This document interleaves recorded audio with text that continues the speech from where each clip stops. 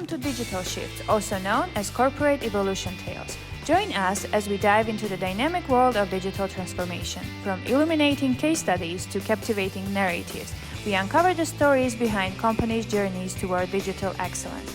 Whether you are a seasoned corporate leader or an aspiring innovator, our podcast explores the shifts, challenges of modern business evolution. Hello everyone, this is another episode of Digital Shifts, aka Corporate Evolution Tales, and today with us is Aren.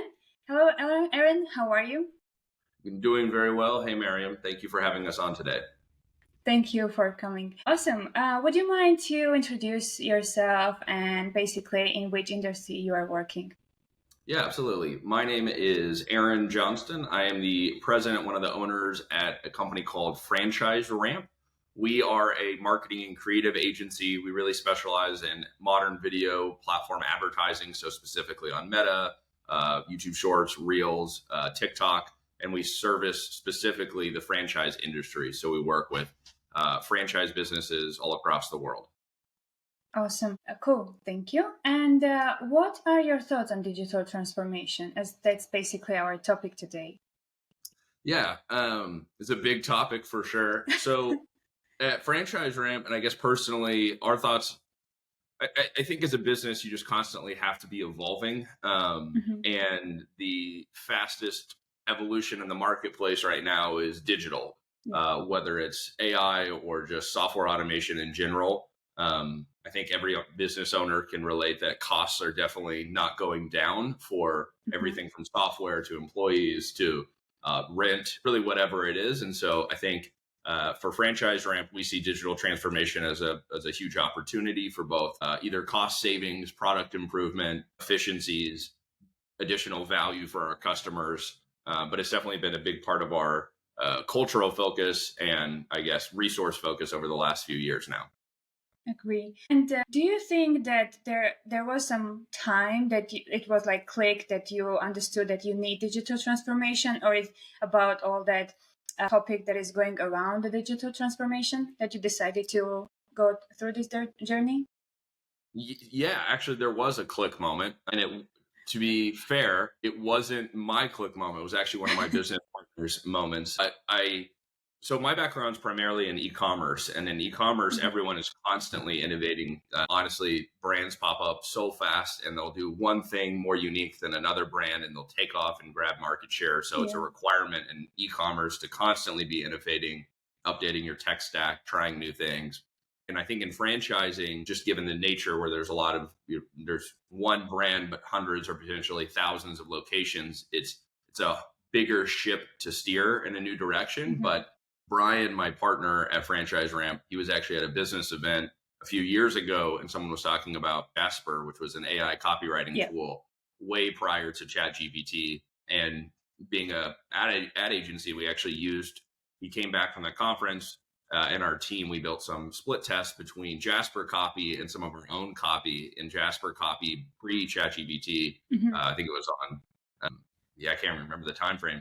Those copy variations actually outperformed a couple of our copy variations. And so at that moment, we realized, all right, we have to get on this. Like, this is going to happen. This whale or this wave, is going to, it's moving. So we have to either get on the wave or get left behind. And so that was kind of the aha moment where we started to really seriously look to invest both in internal education and as well finding partners. Like you guys, like GoHackTech, to help us on our digital journey. So awesome. Well, you already mentioned about HackTech, and as I know a little bit more about Franchise Ramp and the journey, and you mentioned about AI. So I think this is a kind of question that everyone is asking right now, people. So what do you think about AI, and specifically in your sphere, like with Franchise Ramp? Is it important to have AI integrated in the tool, or like generally using it in digital transformation? I think it's very important. I'm gonna answer this in two parts. So I think right now, so I'll give a little background on our journey. So that happened with Jasper, and then as a company, we thought it was important to educate ourselves as a leadership team. So me and my partners, we went to a conference called the Marketing AI Institute, or MyCon, in Cleveland every year. They have a great institute. We bought their courses, took their courses on marketing and AI. Highly recommend that. If you guys ever, if anyone is interested in learning more, the book is outdated because it's 2 years old now, but it's great. It's called Marketing AI. The guy's name is Paul Retzer. It's a great book.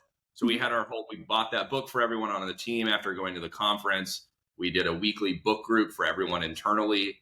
And then we actually gave everyone on the team basically budgets to experiment with new AI tools so that they could download and try either plugins or extensions or apps or whatever. And the goal of that whole process was really just to educate everyone on the team around AI isn't a bad thing, and it can actually assist you in your job. So to try to eliminate the fear and create opportunity for them to be better or more efficient in their roles. We have a daily huddle. So we have a daily stand-up meeting, and on that, every person alternating throughout the week would have to share one cool thing that they were using AI for, whether it was personal or, and we had some crazy examples. People were using it for cooking recipes or taking photos of their fridge, doing all the standard nifty examples. I think right now, here's my position at least, I think AI is right now, the power of it is with the individual. So each individual employee or person, whether it's you as the owner or operator or your team, they are the ones, you as the individual is the one who benefits the most from the technology today. I think it is getting to the point where it is able to replace not just tasks or like write this email, help me respond to this, or how do generate a post. Yes, exactly. Generate this post or help me write this formula for Google Sheets, which are all tasks. So I think it's transitioning from that to being able to actually solve business processes or more complex business problems.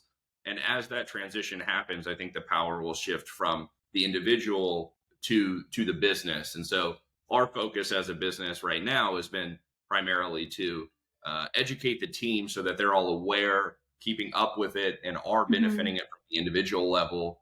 And then we have invested, with you, we've built some really cool projects with you guys trying to utilize the technology to actually service our customers. So. Yes, you brought so many good points, and I definitely agree with one of them that you just mentioned as well about educating people. I think when we are asking are you afraid of AI, or how actually it can be used, is it going to replace any position in the company, and etc. I think it's so important to educate people so they are not afraid of it, or they have that panic because of which we are replacing people. So yeah, I definitely agree with that point that we need to educate ourselves. And if we are educated well enough, we can get the maximum from ChatGPT and all other tools that there are that can help us with this stuff. So yeah, and I think it's also a very good point that for digital transformation, we can actually use it to make the process more smooth going. And yeah, basically all that stuff can be done in better way. Awesome. So how did franchise ramp identify areas or the processes to digitalize, to make the parts automated? Great question. As we started, and we went to that conference, we started educating the team, and then we started to, on paper, actually write down what we considered our most complex or time-consuming problems that we felt were repetitive in nature, so easily automatable or possible that it could be automated. And then it was, I think the challenging part is to find a partner, right? I'm not a developer. I don't have a technical background. I understand and speak the language enough to be dangerous, but I can't, I'm not going to build the whole tech stack. So we met with a lot of companies, everyone from where we went the route of almost hiring an internal developer, but then you have to hire, a lot of internal developers. We went to the route of more project-oriented firms, and then through referrals, we got very lucky and we found Go Hack Tech. So shout out to you guys, where they're really, So you guys really have done a wonderful job of functioning as our team. So it is a dedicated team, but without us having to build the team ourselves and manage the team. So it really is more project oriented. It's outcome oriented around here's the projects, here's the goals of the projects, but we don't have to manage the entire development team or hire a CTO to do that. So that's been a great partnership. The first project that we did, So in franchising, the nature of the business is that it's highly repetitive. If you find a campaign or an ad or a creative that works well for one fitness studio in the country in a brand, we are going to have to build that for the other 100 or 200 of the same locations of the same brand within our partnership or with all of our clients within that brand. And so we were doing all of that manually. So that was the first area that we started to analyze and build a process to automate. And it was a very easy use case on how much time it would save for a team. So. Yeah. Awesome. And what were some of the major challenges? I mean, we already went through a lot together in this journey, but can you remember some difficulties that came across during that process? Yeah. So that first project was incredible. Basically the project was, if we build a campaign or an ad or a creative for a brand for one location and it works, we want to distribute that to all of the locations within the brand, or at least a lot of them. And that was taking us, let's just say for round numbers, 20 minutes per duplication is what we call it, or per build out in a new location. So if you have 100 locations, that's 2,000 minutes. And the tool that we built has gotten us down to, I think, under 2 minutes, maybe a minute per so from 2,000 minutes to 100 minutes. So the ROI statement was very easy. It was 1,900 minutes times whatever the hourly rate or the estimated hourly rate of our team is. So that one was a very easy project from a perspective of proving ROI. We aren't building software as a company to sell. So I think the most challenging piece for us, super transparently, was that first project, we had a very clear ROI. The second project, we built a data warehouse and reporting process. It was just been amazing. That one had a very clear ROI. It's benefited our customers a lot, increased value, created differentiation in the space. But as you now we're on almost 2 years of working with you guys and having a full-time development team, every project it's more complex to get the same ROI, and it's harder to prove out exactly what the ROI is. So I think that's been the biggest difficulty for us, is just the analogy I use is it's like a gold mine. The gold on the surface is really easy to mine because you don't have to have huge machinery, but then after you get all the surface gold, digging deeper and deeper to get maybe less gold. So it's harder to prove that there's going to be more gold down there. So that's been our big difficulty. Agree. And what do you think about the people that there should be during this transformation or during this journey? Do you think that it's important to have right team or right tools, techniques to be used in the journey, or it's more about just having the goal and that's enough? Yeah, I think there has to be. So on the first few projects that we've done, we had either myself or another individual on the team were the very clear project owners on our sides. We 100% knew every component of the process. We could answer every question that the product managers or designers or engineers had. And then as the projects got more complex and more vague, they're more predicting return. I also have gotten more removed from the actual day-to-day processes, just as our business has grown and I've elevated out. And so with that lack of knowledge on every single component of the processes, it does make the development process slower and maybe less accurate, I guess, which isn't necessarily your team's fault or our team's fault. Just I think there has to be a project owner on both sides if you're working with an outside firm. So Awesome. Thank you. And looking back, what are some key lessons or insights that you would like to mention? So I think on the internal education component, make sure to create, I would just highly recommend, this has been very successful and helpful for us as a business, was creating that safe space early on for our team to experiment with not just AI tools, but software tools in general. A great example is we have success managers who work with our clients, and one of our success managers found a tool that ended up saving her, I think it was 4 hours a week. And if we wouldn't have created a safe space, she would have just used that tool herself to make her own job more efficient. But because we created a safe space, she shared it. And then we have 8 other people in her role, and all of them now save 4 hours a week. So combined total for the company, that's 32 hours a week of saved time. So I think creating a safe space for people your team's really smart, they're finding really cool ideas. Yeah. So if you allow them to experiment, encourage them to experiment, and encourage them to share, then I think your whole team will benefit. And then I think on the actual development for custom software and really going hard at the digital transformation journey, I would say the biggest thing I could recommend is just being the more work that you do up front on any project. So how clearly the outcome is defined. This goes for development, but it also just goes for life in general. The more clearly the outcome is defined, the more you've thought through the value statement and the ROI proof, the more successful and happier you will feel with the project. So do that work up front. Yeah, awesome. And about the advice that you will give to the audience or the people that are thinking about starting the digital transformation, should they be afraid of it? What they need to take into account when starting it? So what will be your advice to the audience?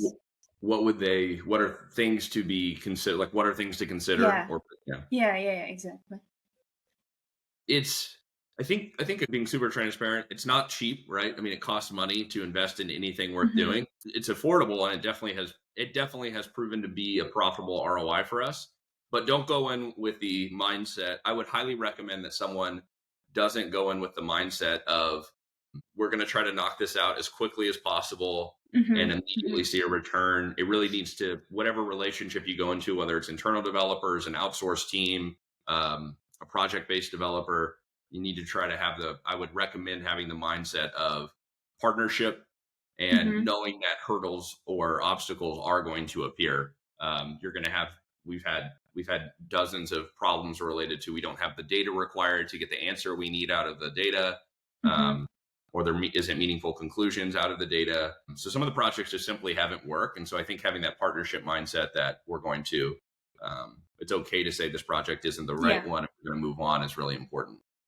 Agree. So generally, we don't need to be afraid of digital transformation. That's, I think, one of the points. It's just about like concentrating and being transparent with people, right? And basically saying what is on your mind and keep people going, motivating them, right? Yep. So, yeah, and I think it's a huge opportunity for any business, because if you are innovating, whether it's, I think digital transformation is the most obvious and most important area currently in the marketplace today.